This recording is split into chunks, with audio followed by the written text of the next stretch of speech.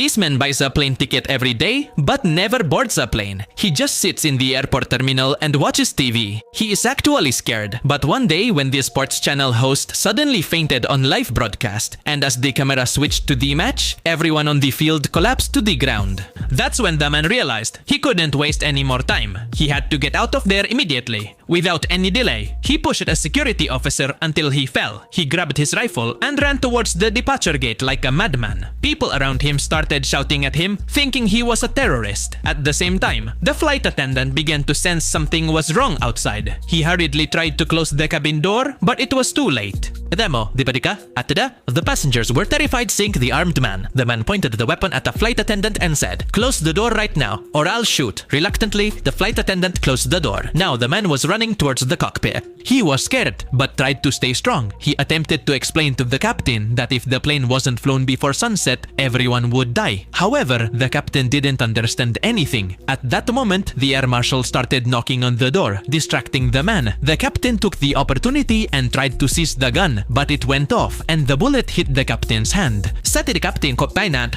Namakin couldn't fly the plane with just one hand, while the co-pilot was nowhere to be found. In desperation, the man returned to the cabin and shouted, "Can anyone fly the plane?" A woman named Kelly replied, "I can fly a helicopter." With her help, the man began to fly the plane. When the plane was already in the air, Kelly instructed the captain to fly west towards the sunset. Once the flight was stable, the captain asked, "Why? What does death mean at sunset?" The man named Raymond said, "I am a major in the NATO forces. I accidentally overheard a secret meeting saying that the sun has mutated. Now its rays can burn anything living, even if we hide inside buildings. The players collapsing on TV broadcasts are proof of it. We must fly in the dark and avoid sunlight. Otherwise, our death is certain." However, the captain and everyone did not believe the major's words. They thought he was crazy. At the same time, the passengers began to feel that something was wrong.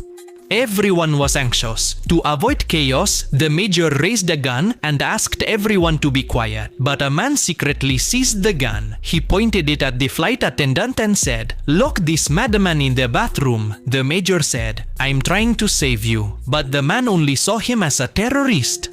Reluctantly, the flight attendant locked the mayor in the bathroom. When the situation began to stabilize, the captain planned to make an emergency landing at the nearest airport, which was Iceland. But when the plane arrived there, everyone was shocked to see the view below. The ground was burning. People were scrambling for the plane like a scene from hell. At that moment, the captain and Kelly realized that the major was right. The sun had indeed mutated. The only way to stay alive was to keep flying west. However, then Kelly fearfully said that the plane's fuel would only last for 50 more miles.